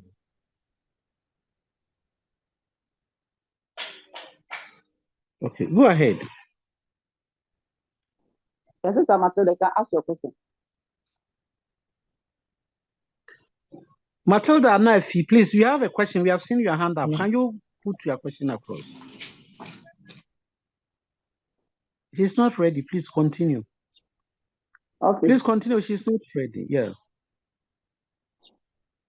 So we move on to now. We have known the position where you can locate it. You know what produce the bubble urethra glands. We know what produces it. We are moving on to the function. So during sexual arousal, the bubble urethra glands produce a mucus secretion containing glycoproteins. This substance has three main purposes. So the glycoproteins that are produced by this gland, it has three purposes. Okay, one, they say they serve as lubrication medium for the urethra and the tip of the penis. So we know that bubble urethra glands are also part of the urogenital sinuses, and we know the function of a urogenital sinuses. They help in the division, and then we are saying they serve as a lubricant. They produce a mucus. Anything producing a mucus will lubricate the place. So they serve as a lubricant for the urethra and then the tip of the penis, like the sweat. I said the sweat gland is also coming from the urogenital sinuses. So they also produce a sweat. So this one produce a mucus that will lubricate the urethra and then the tip of the penis.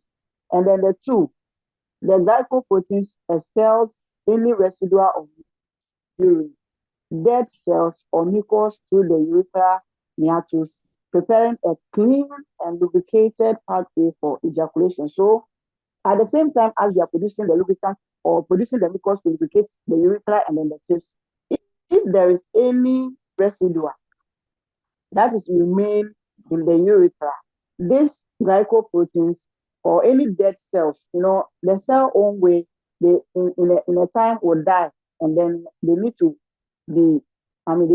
leave the dead area for another thing to come and replace it. So the function of the glycoprotein is that they will secrete this mucus, and any dead residua or any dead cell that is left in the urethra meatus, they will prepare and then clean it out of that area. Okay. So that is another function. And then three, they help to neutralize residual acidity in the male urethra. That is, secretions are alkaline. So if the fluid that is being produced by the male urethra is in the acidity form, this semina or this fluid will mix it up to neutralize it, so that what will come out will not be acidic in nature. So that what will come out won't be acidic. That's why they said they complete it. They complete the semen. So the semen may be produced in an acidic way, but these glycoproteins will produce the mucus and neutralize it, so that it doesn't come out as an acid. So these are the three main purposes of the glycoproteins. Okay. Please, any question? Please, any question? Okay. No, please move. Okay. It is apparent that normally these secretions are devoid of any spermatozoa, as ejaculations occurs further down at the prostatic urethral level. They are saying that apparently these secretions, they can work freely. They can do their own work freely of any spermatozoa, as ejaculations would occur. Meaning when the sperms are even produced, the mucus can also do their own things in their own way sometimes, but not all the time. And then, however, I don't get that occasionally part. these secretions, also known as I don't get that part. you don't get that part. What I'm coming to. So what I'm saying is that the mucus, the glycoproteins that are produced, or the tubo urethral gland secretions, when they produce, without the semen, they can freely do their own thing. That is why I say they are devoid. When you say devoid, meaning they can freely, function on their own. Please, you understand? Mm-hmm.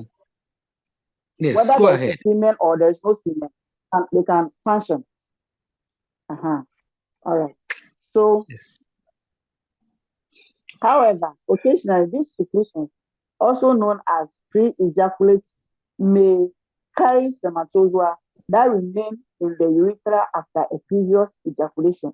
So, although we are saying they can freely work, don't forget also that they sum up the semen to make it a total so that they can neutralize the acidity of the semen. So, even when the semen, when our sisters were presenting initially, they said when the sperm is produced, they have a 48 to 72 hours to stay there. So when some of them are even remain in the duct, this mucus can mix up with them. They can mix up with them. So the fact that they are devoid, they can also mix up with other semen that will also remain in the previous ejaculation. Hope you understand. Okay.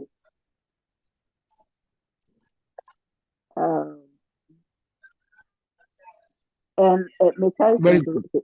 that's Very good. Go ahead. Fully Damani, do you want to?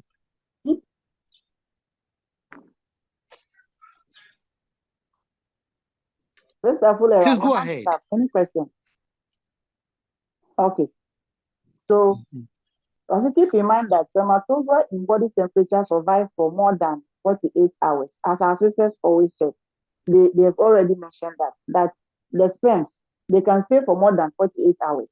So that is why any remainings, that will be left, the glycoproteins can also mix up with them and then will come out. This may be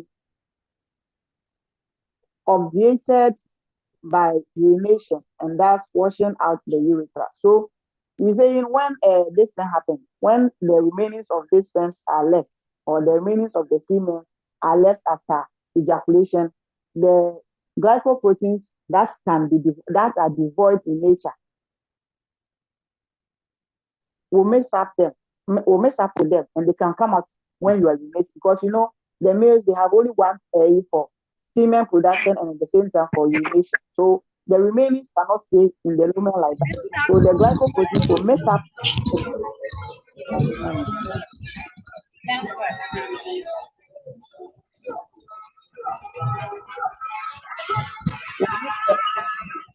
Can you hear?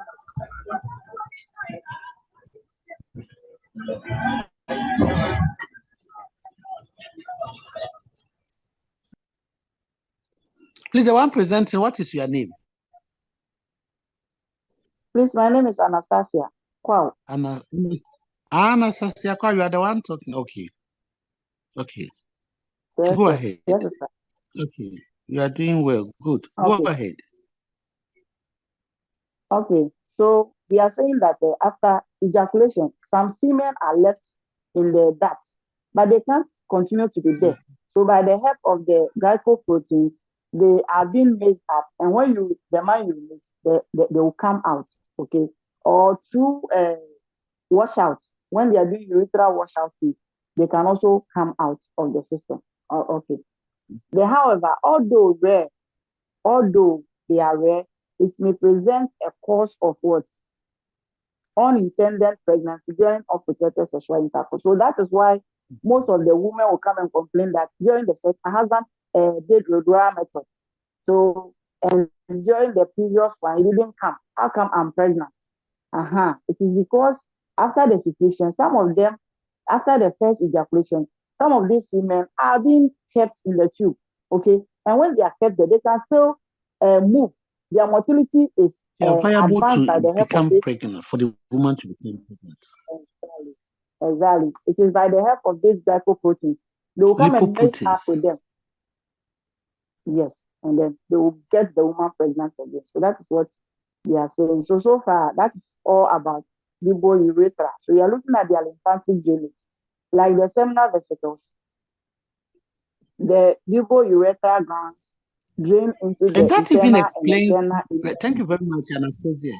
Anas, that even explains why, even after vasectomy,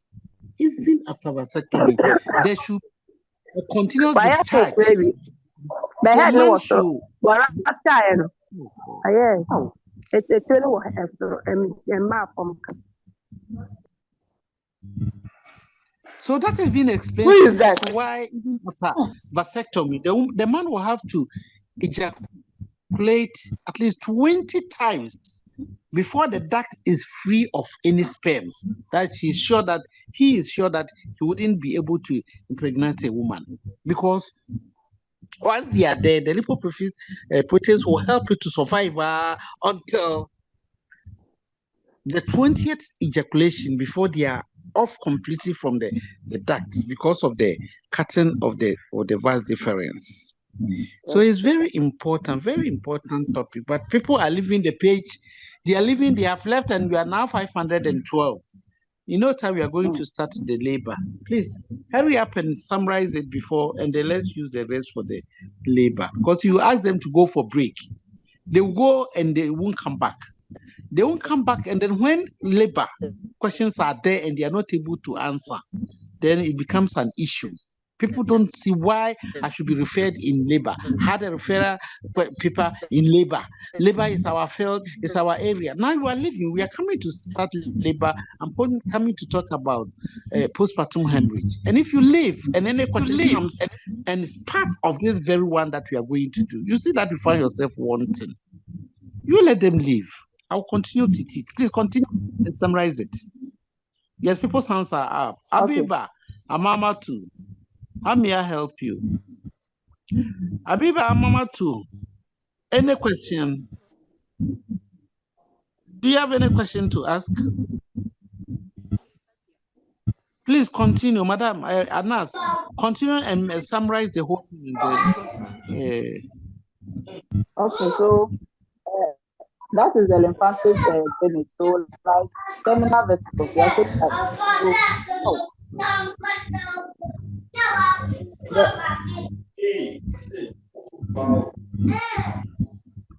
Like the seminal vesicles, the urethral glands drain into the internal and external iliac lymph nodes. Okay. And then production and passage of spermatozoa.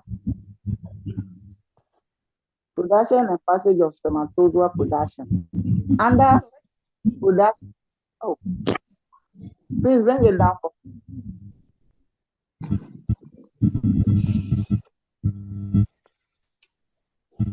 Under production, spermatogenesis. Under production, spermatogenesis is achieved in males by year 60 and contains the seminal spirous tubules. It starts in the basal layer in with the help of follicle stimulating hormone. So thing is very blurry. The sperm takes 10 days to nurture. After production, epididymis and the internal part of the vas deferens until ejaculation. So I think this is normal. Someone is. What did you say? Abiba.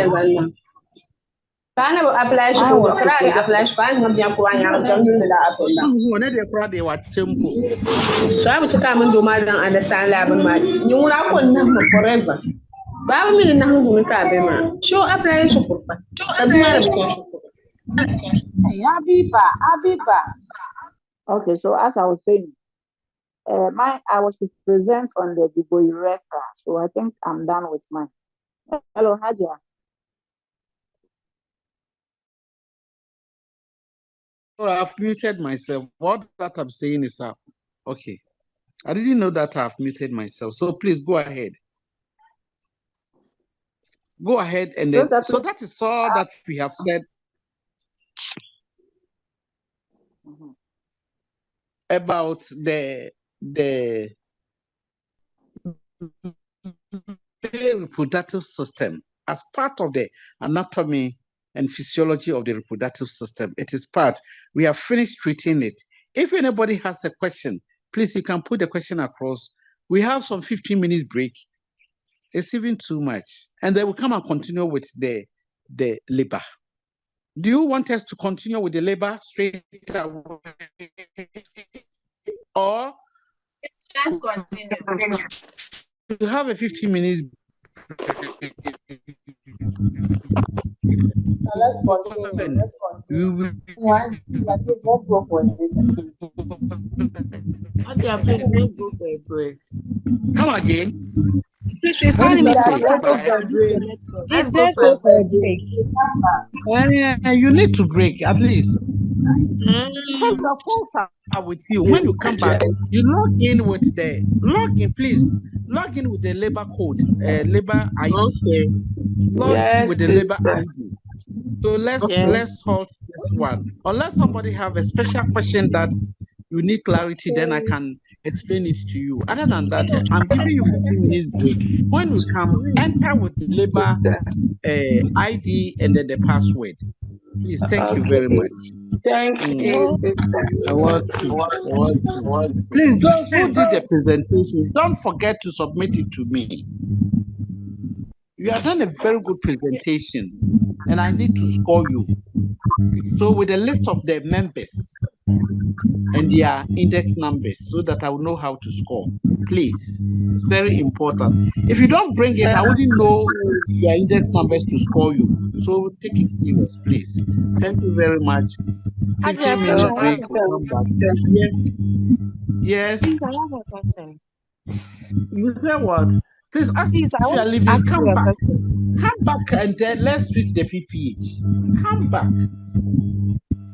Don't ignore the labor because most of you leave and you don't come back. That is what I've HAJIA, noticed. Yes. please, I want to ask you a question. Ask me a question, madam. Okay, please, I want to know what usually affects the size of the penis because some of them have extremely What? large Your question sizes. again. Your question again. You say what actually affects what? The size of the penis. Is it the spongy tissues or the maxills or what? Because some people have extremely Affect large the size penis. of the penis, making it what? Big, You say big. what affects the penis? Big. Yes. You want it to be big. Come again. You want it to No, be big or no, I'm not saying that, but I'm just trying to. We want it big. Some people, some people have extremely big ones, and some people have tiny ones. So why the difference? Is it that some people have a lot of muscles or spongy tissues inside the pelvis, and others do not have it? Or what? you have you experienced both the big and the small? Have you experienced it? No, Aja, it's just a Okay, question. so we can say that maybe when you were passing catheter, both Yes, when we were passing catheter in the world, that's where you saw the difference. But you didn't yes. experience it yourself. Okay, but what happens is that genetically, congenitally, some family have that kind of thing. Some family, their men have this big kind of penis. In some families too, they have smaller one. Sometimes too, a disease condition can also make it become small. Sometimes too, it's like your nutritional status.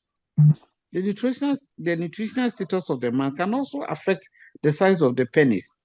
Because if you are not eating, and everything is skinny, everything is tiny in you, your limbs are tiny, then you don't expect to get a bigger size of this. And also exercises, those who go through the gym and other things, as their muscles are building, don't forget that the penis is also made up of some type of muscles, and they can equally build up and become big. So these are some of the factors. And then emotional disturbance is like emotionally, when the person is emotionally sound, it can also help to increase the size of the penis. So there are multiple factors that can help increase the size of the penis. If the individual has good nutritional status, of course the muscles are building, muscles of the penis will also build up. So that is it. Well, that is why when they are emotionally upset, even during sexual intercourse, when he's emotionally disturbed, you see that the erection wears off. It goes off completely. Without the man even ejaculating, the penis can become flaccid whilst it is still inside the vagina when he's emotionally disturbed. So all these things, there are multiple factors that can affect the size of the penis. I hope I've answered your question. Hello, lady. Have I answered your question? Huh? Have I answered your question? Yes, I think I've answered your question. Good. Okay. So go for break. I'm also going for break, and then we'll come back.